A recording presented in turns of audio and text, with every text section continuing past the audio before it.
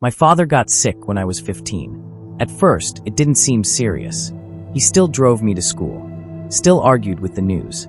But one night, I heard my parents whispering in the kitchen, voices low, like the walls were listening. 2 weeks later, my father called his friend over.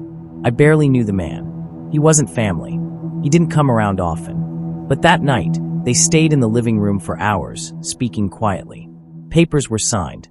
Hands were shaken. 3 months later, my father died from the disease. And that's when everything changed.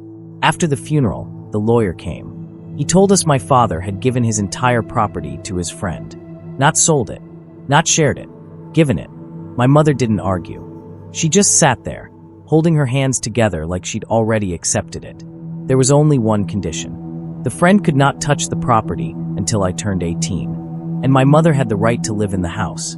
But only this house, not my father's old family home, not anywhere else.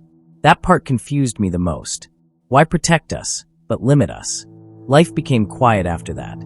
The friend never moved in, never changed anything. He would sometimes drive by, slow down, and keep going. My mother stayed in the house like it was frozen in time. She refused to move furniture, refused to open my father's locked cabinet. Every time I asked her why, she said the same thing. Your father planned this. Nothing more. On the morning of my 18th birthday, the friend came to the house. He looked nervous.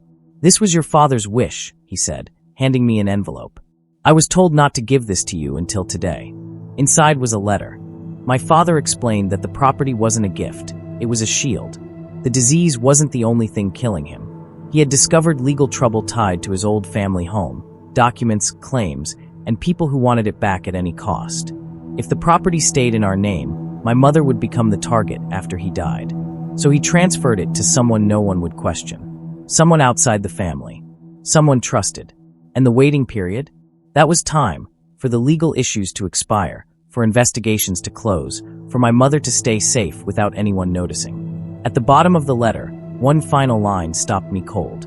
If you are reading this, then your mother is still alive, and the danger is gone. That afternoon, the friend signed the property back to us. No cameras, no celebration, just quiet relief. My father didn't give away his home because he stopped caring. He gave it away because it was the only way to protect what mattered most. Until I was old enough to understand why. Would you have trusted a stranger with your home, just to keep your family alive? Subscribe if you believe some sacrifices are never explained, only felt.